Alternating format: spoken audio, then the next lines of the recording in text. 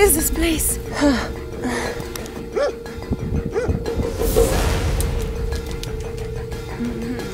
Oh my god. You know, that's the thing that I fear the most. I don't know if I'm strange or weird for saying this, but every once in a while I get this overwhelming urge to be alone. Just me and my thoughts. That's it, nobody else around.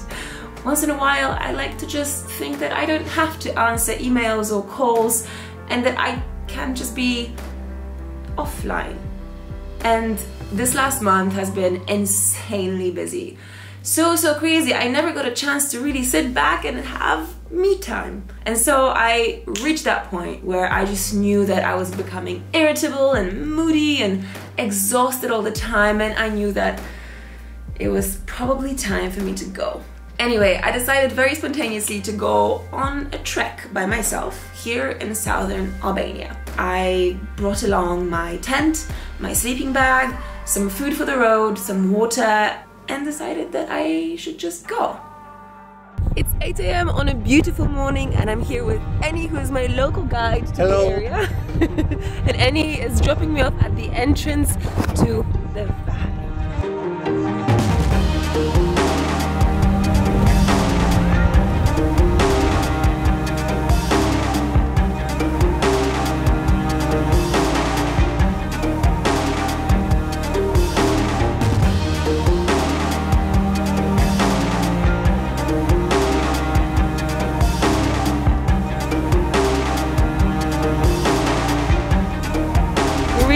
We've arrived at the last village. It's called Polichan, and from here I walk for 2 or 3 days.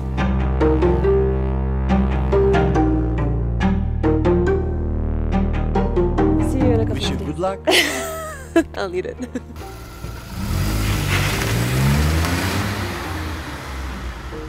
And just like that, I'm all alone here.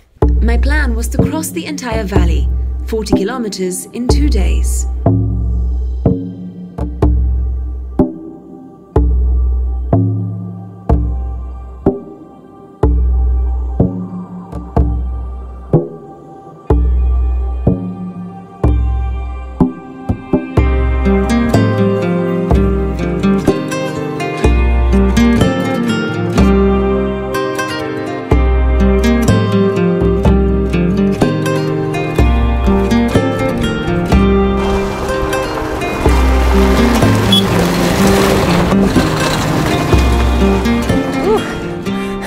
Brave man!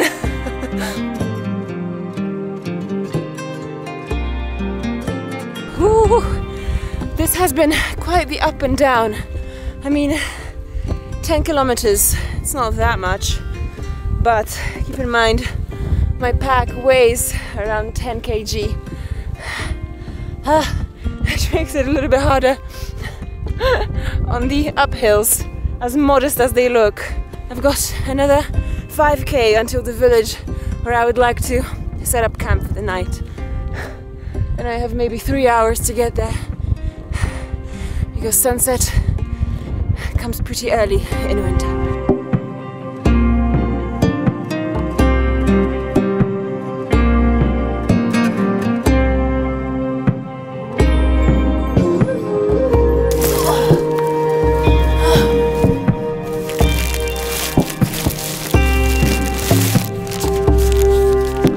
One of the best things about Albania, Beck. Food tastes so good after you've been walking.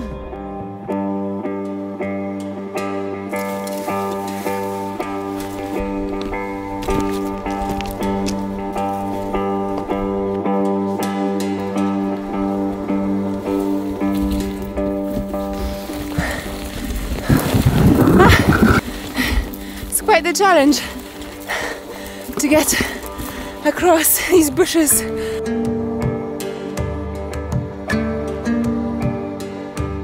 For the rest of my trip to the village of HESSA, I've decided to follow these shepherd tracks. They cut across the long grass, so you can more or less see where you should go. And worst case scenario, I can always backtrack to the main road.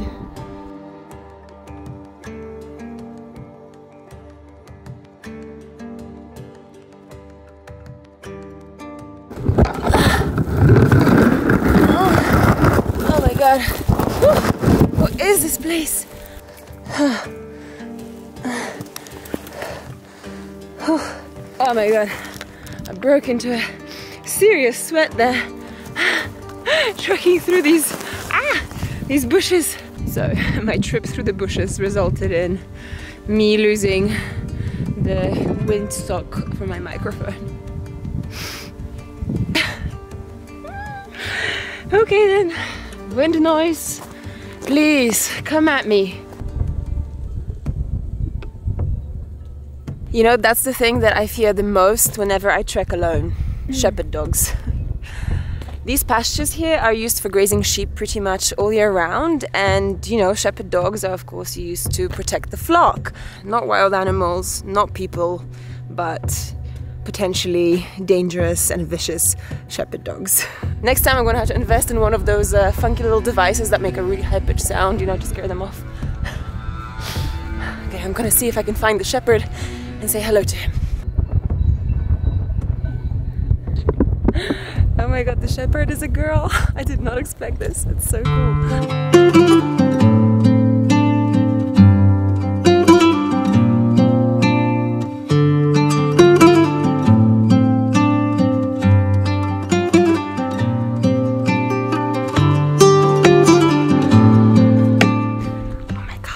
Say hello to this shepherd here. Let me see if I can find him behind the bushes.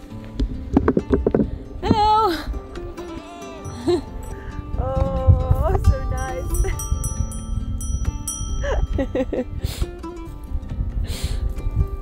And your name? Me, Eva. Themio. Themio. Bye. Bye. Bye. Oh, what a nice gentleman. He was, I think, telling me in a mix of Greek, Albanian and Russian about his grandchildren. So sweet.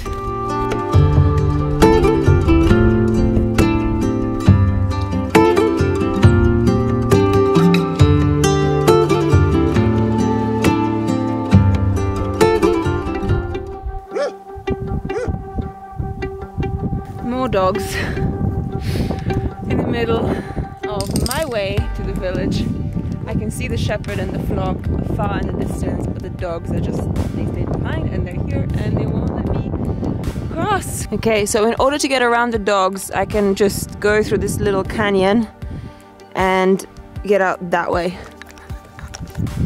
And that way I avoid them completely.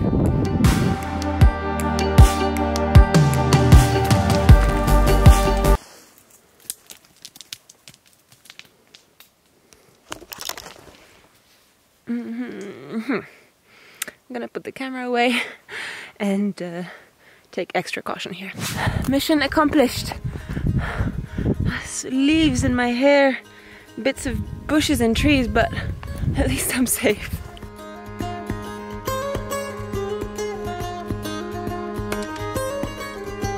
Whew, I've just walked through this village here. It's called Sheper, and it's almost completely deserted. Most of the inhabitants, most of the people that live here actually only live here in the summer and in the warm seasons, and for winter they, you know, they kind of leave for greener pastures, towns and cities where they can live a little bit more comfortably, you know? So there's nobody here. Do you see those? Those little structures are like a hallmark of Albanian history. There's about 200,000 of these bunkers just scattered all across Albania.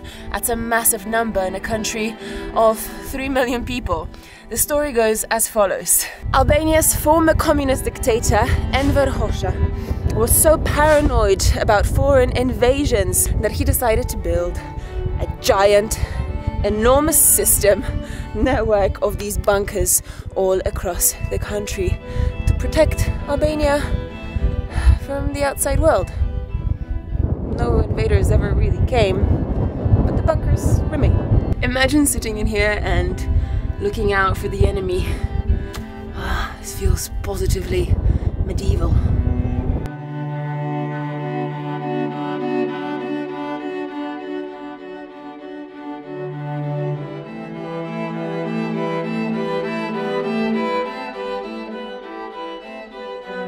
what happened. The moment I stepped foot in the village, I saw Liria, this lady, emerge from her house. It's as if our meeting was meant to be. Following this lady to her house, we exchanged greetings, and pretty much immediately Liria said that I should spend the night in her house, which, of course, I said yes to.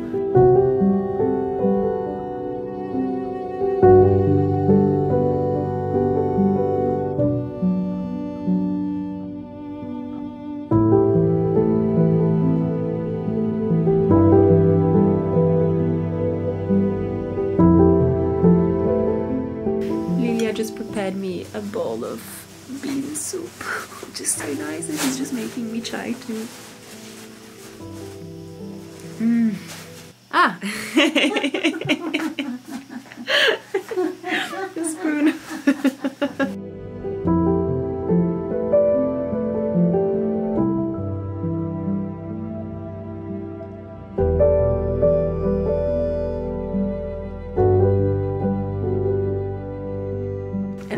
That I love the most, fresh cheese. Oh my god, it's amazing. Straight from the sheep.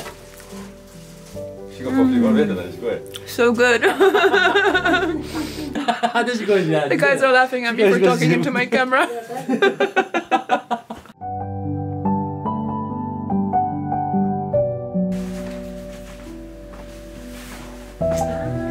Socks.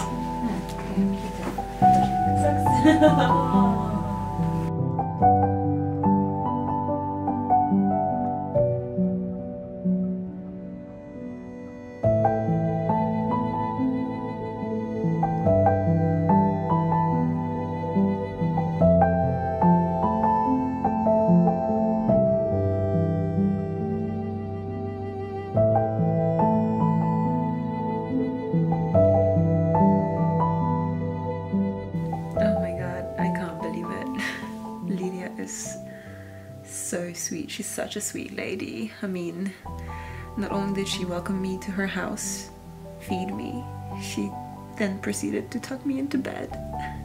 And I'm someone that she met only like 3 hours ago. She doesn't know me. I'm a stranger, a foreigner. We can't even talk properly. We just exchange words that I get from Google Translate. I mean, this is like beyond hospitality. This, I think, is just genuine human kindness and trust. I mean, imagine if some random person, a stranger who doesn't even speak your language, knocked on your door in the middle of the afternoon and asked if they can camp in your garden or stay over at your place. I'm very, very humbled and very, very overwhelmed, actually.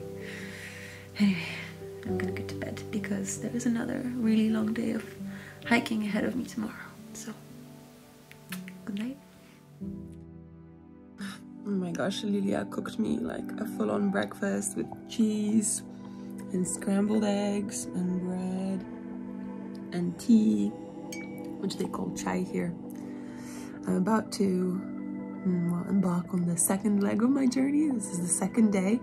The weather's looking a little bit gloomy, but oh my gosh, this should keep me going. It's always difficult to say goodbye to people who show you so much kindness, but it was time for me to keep going. I bade Liria farewell, promised that I would come and see her again, and as a little thank you gift, I gave her a picture of a saint that I was carrying for my grandma.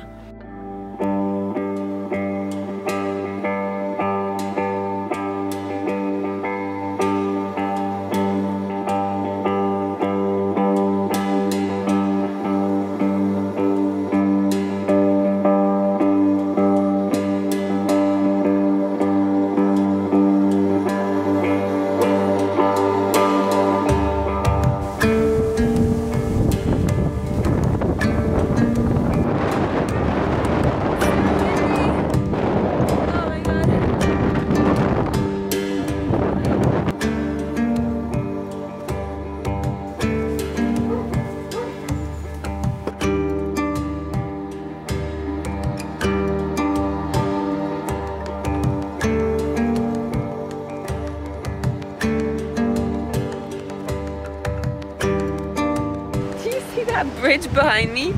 Honestly, it looks like something straight out of a fairy tale. And keep in mind, I am like deep in the middle of nowhere in a really remote valley in Albania where there is no road access, and yet here stands a beautiful, stunning, super high bridge that connects the two mountains. Wow, this is amazing.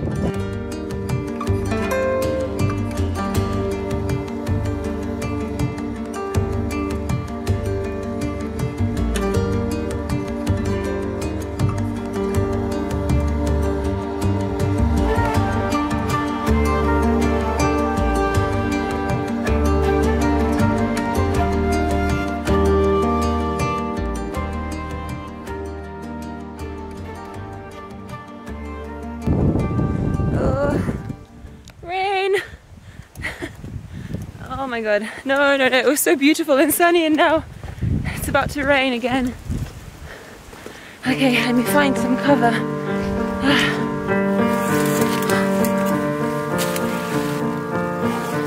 I did see this coming, so I brought a little something to cover up the camera and make sure that it doesn't get too wet.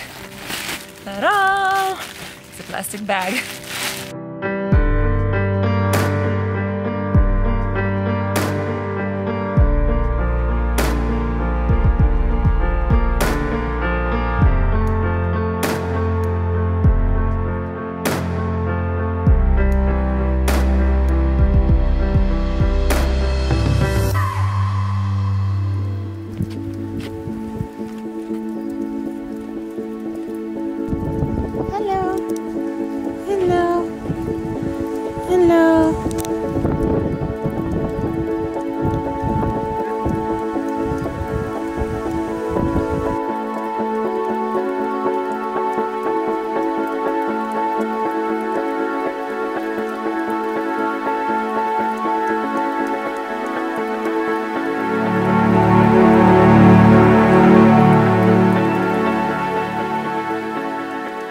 Wow, can you imagine living in this house in the middle of the valley? There is no phone signal here.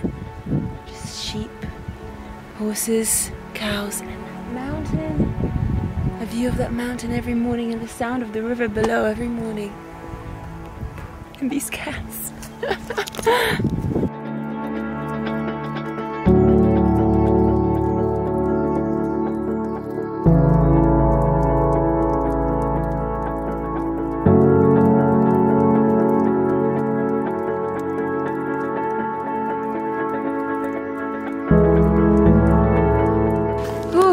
Taking a little bit longer than expected.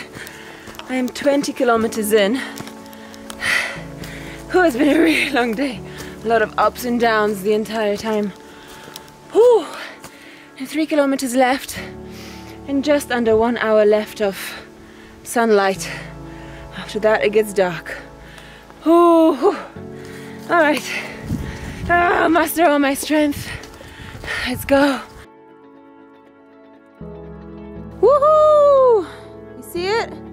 It's there. That's the village I'm going to. It gives me so much energy to just see the village and know that it's so close. Whew. Okay, and last mission, since it hasn't been raining and I haven't had to use my plastic bag to shield my camera, I'm using it to collect some trash that I found along the way, mostly plastic. Oh, here it is! The village of Peshtan. Oh my god, 22.7 kilometers today and 8.5 hours of walking. I am exhausted, but I am so happy to be here. Oh my god, it always feels so good. Hey! And that over there is Eddie in his red Skoda. Great. Yes.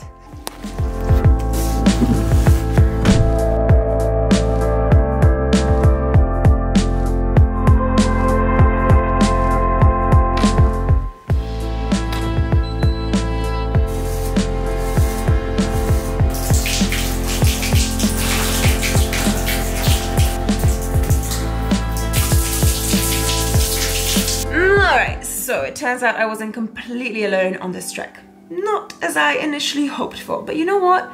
It turned out amazing. I feel so fully recharged and rejuvenated and ready to be integrated back into society. You know, I think the moral of the story is that no matter how fixated you may be on an idea of something, it's always worth opening yourself up to new encounters, new possibilities, and new experiences. And I think that readiness to adapt and change is a really brave quality. And you know what I like to say about being brave, right? The world belongs to the brave. Alright, if you enjoyed this video, make sure that you like it and subscribe to my YouTube channel for more adventures from around the world, currently in Albania. Alright, I'll see you in the next one. Mwah!